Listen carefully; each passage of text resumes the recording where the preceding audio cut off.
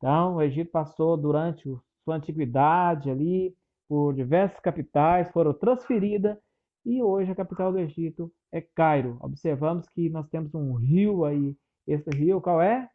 Nilo. Muito bem, esse é o Rio Nilo. Observamos com fluxo de veículos em uma ponte aí, que procura representar a população, o movimento, né, urbano aí do Rio Nilo. Então, ou seja, tanto na antiguidade quanto na atualidade, o Rio Nilo continua sendo importante para a população egípcia. Egito Antigo. Observe, origem.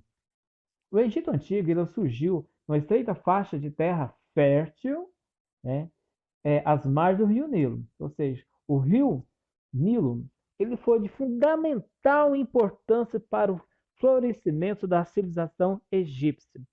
Então, Heródoto dizia que se não fosse o rio Nilo, né, não havia surgido essa civilização, ou seja, ele é sagrado para a civilização egípcia. Originalmente, esses povos egípcios viviam em tribos nômades, né, que vivia desenvolvendo atividades pelo deserto do Saara e na região da Península Arábica. E com o desenvolvimento das atividades agrícolas, técnicas nessa região, favoreceu o progresso dessa civilização que nós estudamos, que é a civilização egípcia. Novamente, observamos o mapa que é bem possível trazer uma ideia bem clara, bem precisa do Egito Antigo. Você tem uma imagem de um deserto, né? E bem aí uma linha verde, e lá bem próximo ao mar Mediterrâneo, na parte superior aí do vídeo, você pode identificar aí a região que foi chamada de Delta do Nilo. Vejam bem, você pode entender aqui agora a subdivisão do Egito Antigo: Baixo Egito, Alto Egito. Por que a gente tem que entender essa divisão? Porque até melhor dizendo, durante o período pré-dinástico, esses povos eram independentes. A partir do período dinástico, vai ocorrer um processo de união entre o Alto e Baixo Egito. Então, aqui um nomarca, né, um governante local da região do Alto Egito, ele vai liderar o processo de unificação do Alto e Baixo Egito. A partir desse dado momento, o Egito passa a ser denominado período dinástico. Ok? Entendido aí? E aqui bem o lado direito do canto do seu vídeo, você pode identificar em uma visão mundo, né? A localização do Egito Antigo, que está aí bem ao norte da África. Então, como eu já havia dito, pré-dinástico são todas aquelas características de organização política, econômica do Egito Antigo antes do processo de unificação. Então, por volta de 4.000 a 3.200 anos antes de Cristo, esse período chama o período pré-dinástico. Até que um nomarca da região do Alto Egito, ele vai unir o Alto e o Baixo Egito. Todos esses grupos, esses nomes que viviam nessa região vão ser unificados. E a partir daí inicia o período dinástico. Dinástica é uma tradição, é uma linhagem familiar que passa a governar o Egito. Então vai ter uma dinastia, por isso que chamamos dinástico. A partir do Estado centralizado, o Estado forte, né, com o processo de unificação, aí ocorre um processo de estabilidade. Observamos aí, nós temos o nascimento de um Estado. Tendo esse nascimento do Estado, vai ter o progresso, porque vai ter alguém, uma ordem superior, que impõe regras de condutas morais, de trabalho, que vai coordenar todas as atividades humanas da civilização egípcia. Né? E é durante esse período dinástico aí, no primeiro momento, que ocorre a construção das grandes pirâmides egípcias, entre elas a pirâmide de Gizé. Há um breve período, posteriormente, de 2.300 anos a 2.100 anos antes de Cristo, que há uma revolta que faz com que o poder volte novamente para os nomarcas. Observe que eu coloquei retomado do poder pelos nomarcas. Ou seja, haverá uma descentralização política, porque durante o período dinástico o poder vai estar centralizado num único governante.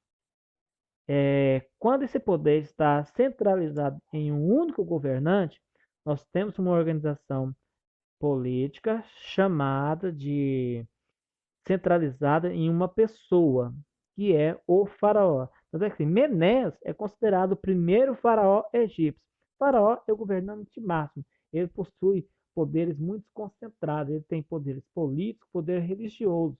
Então, significa dizer que é uma teocracia.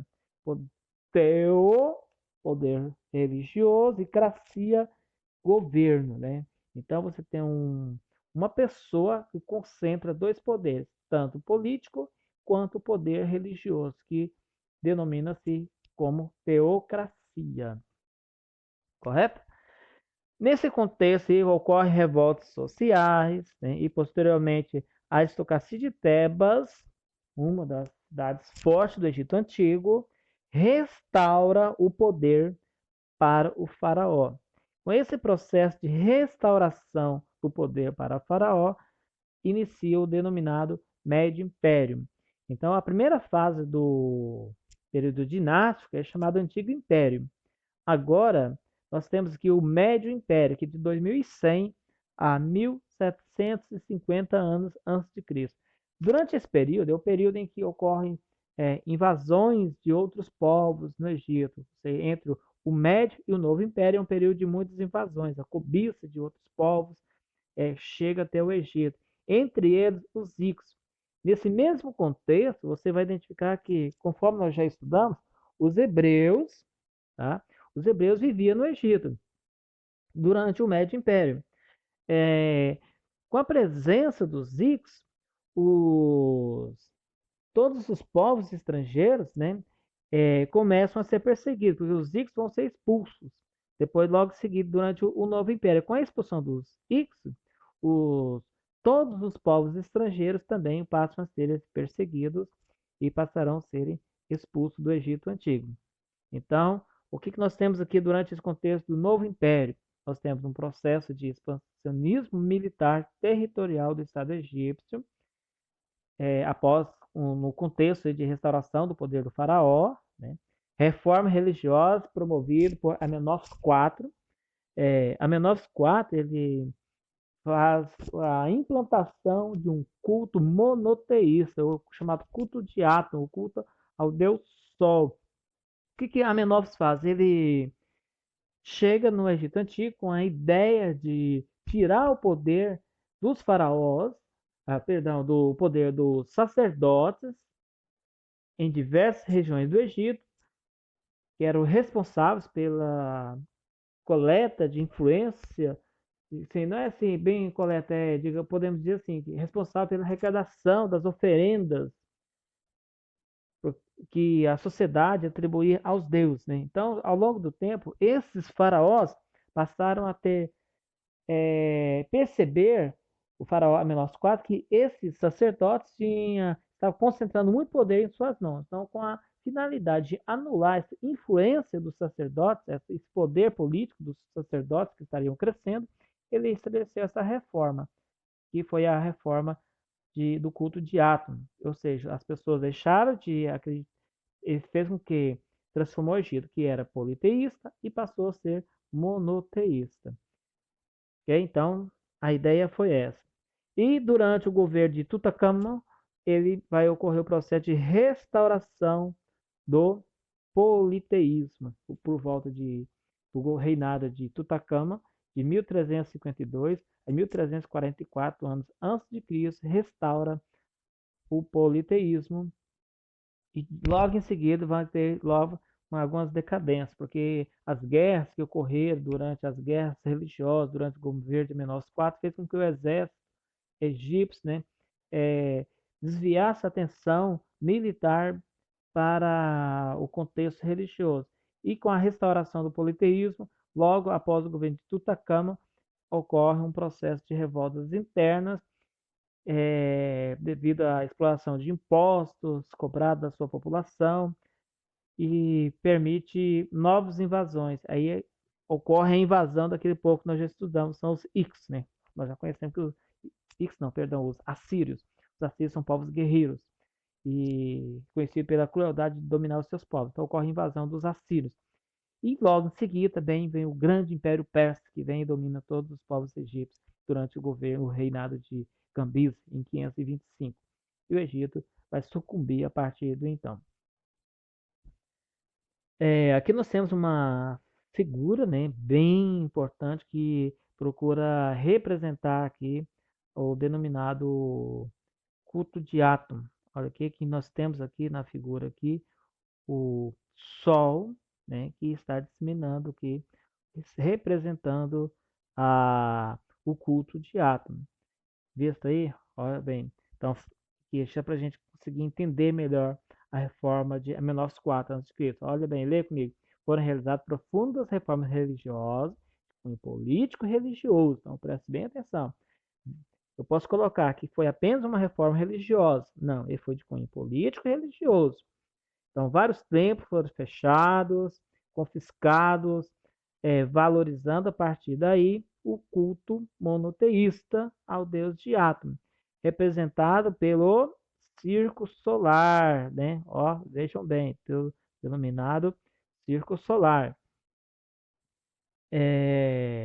A antiga tradição do politeísmo tradicional, ele passa a ser centrado em uma única pessoa, que é ao deus Amon-Ra, representado pelo Sol, ok? O próprio faraó teve o seu nome mudado para Akhenaton, aquele que adora Atum, e foi fundado nova capital também, ou seja, próximo a Tebas, chamado Horizonte do Disco Solar.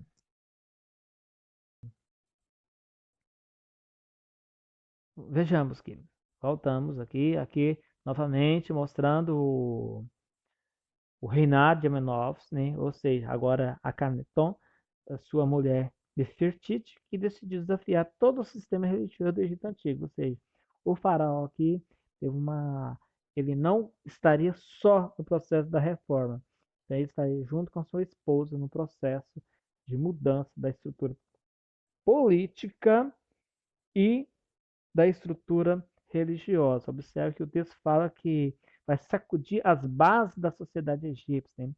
Porque as ideias vão se levantar contra o Império Egípcio e quase leva o Império à beira de uma falência.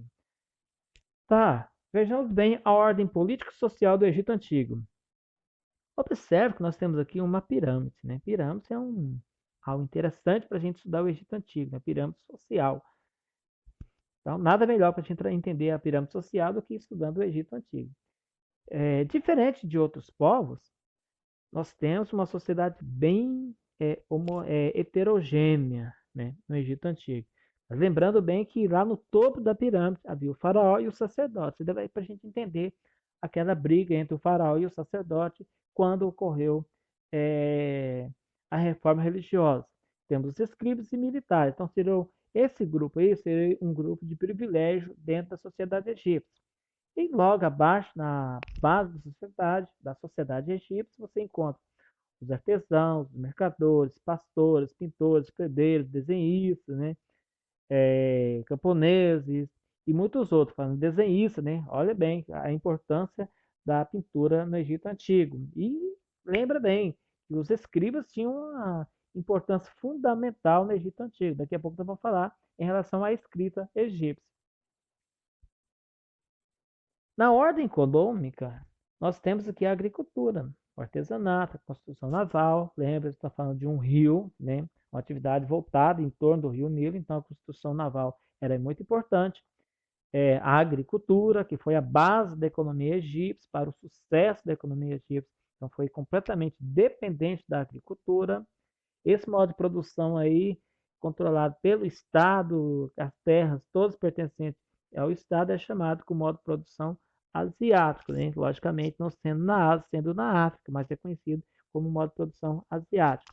Novas figuras, onde nós podemos identificar o conhecimento das estações do ano, era necessário, né? Porque dependia das cheias do Rio Nilo. Então, Nada melhor para entender as cheias do Rio Nilo do que conhecer ali o período das cheias, ou conhecer o período, as estações do ano, o período que poderia chover, o período da vazante, assim conseguiria controlar as suas atividades, quando era o período da semeadura, quando era o período da colheita, né? E assim sucessivamente, porque tinha um período que poderia realizar a construção dos diques, dos canais para a atividade agrícola no Egito Antigo. No aspecto geral, em termo religioso e cultural, os povos egípcios são politeístas. Então, houve um breve período em que os egípcios foram monoteístas, mas no geral nós temos a cultura politeísta, antroposomórficas. Por que antroposomórfica? Mistura-se humanos com animais. Aí você tem Anubis, né? Um deus egípcio aí, no, onde que ele vai fazer uma espécie de um julgamento, né? De um julgamento da alma da pessoa. A arte também se destaca muito. Hein? Falando da arte, lembre-se bem da arquitetura no Egito, né? Pirâmides, então a arquitetura foi muito interessante. E aqui é onde nós falamos que da lei da frontalidade. No Egito Antigo, então as figuras humanas estão sempre com cabeça e pés, pernas de perfil e os olhos do tronco para frente. Então, chamando de lei da frontalidade. E aí é uma obra que mostra uma caça a aves, né? Aí mostrando um pouco da base da economia, atividade cotidiana dos egípcios. E a figura também procura representar também o tamanho da figura, a importância que a pessoa representa na sociedade. Então é bom a gente identificar essa questão. E aí a arquitetura, né? Aí as 3 pirâmides egípcias aí. Alguém sabe o nome delas? Tá, pesquisa aí depois, que é interessante. Uma outra escultura, né? Ó, o papel da mulher egípcia na sociedade. Então, observamos que uma das poucas sociedades em que a mulher tem grande representação. Aqui tem uma homenagem da escultura feminina, né? Então, dá para a gente identificar aí a importância da mulher na sociedade egípcia. E a escrita, como eu havia dito, a escrita egípcia, ela é, ela é, existe 3 tipos de escrita na ordem cultural. Nós temos aqui a escrita de negócios do Estado, que é a escrita hierática, associa a palavra hierarquia no topo da pirâmide, hieroglifos, que são relacionados mais com temas religiosos, e demótica, que é uma escrita mais simples.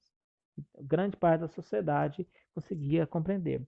Essa classificação da escrita egípcia está relacionada devido à sua complexidade, que são divididos em hieróglifos, né? Que é o nome dado à escrita egípcia. Então, é escrita baseada em símbolos. Ela sendo baseada em símbolos, dificulta muito a compreensão. Então, tinha somente mesmo os escritos que conseguiria ali fazer essa interpretação e ter o domínio da escrita e fazer essa divisão. De acordo com a sua complexidade, há somente alguns que conseguiria compreender essa escrita. E eu vou em seguida mostrar aí para você aí que está do outro lado, alguns deuses egípcios, né? Já que nós estamos falando que são politeístas, aqui nós temos de acordo com a mitologia egípcia. Então nós temos Amém, homem carneiro, né? Que é o Deus criador, Anubis, homem cão egípcio, né? Deus da mumificação, Anuket, mulher gazela, deusa do Nilo e da água, Repu, boi, deus da fertilidade, Item, disco solar com raios, deus do sol criador,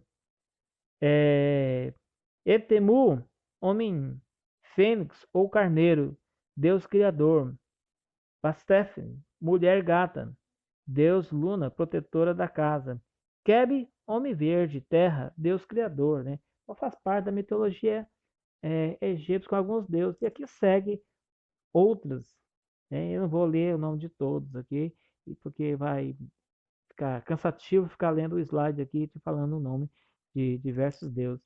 egípcios. Ó, e aí segue a roda da quantidade de deuses egípcios. Então, essa quantidade de deuses egípcios caracteriza a ideia de politeísmo. Ó, vejam bem os deuses egípcios. Então, são muitos os deuses. Né? E aí nós destacamos alguns deuses principais. Amon-Ra, que era o deus Sol, Osíris, deus da vegetação, o mais cultuado entre os egípcios, né, devido à questão da atividade agrícola. Ísis, que foi irmã e esposa de Osíris. Horus, deus do céu, que era o filho de Ísis e Osíris. Né? Então, são os deuses mais cultuados dentro do Egito Antigo. Aqui, para a gente entender, podemos identificar aqui a região do Egito Antigo, né? E as ondas pode ser caracterizado como invasões no Egito Antigo. Então você tem aí essa setinha vermelha aí que mostra a invasão dos Hicsos em 700 e pouco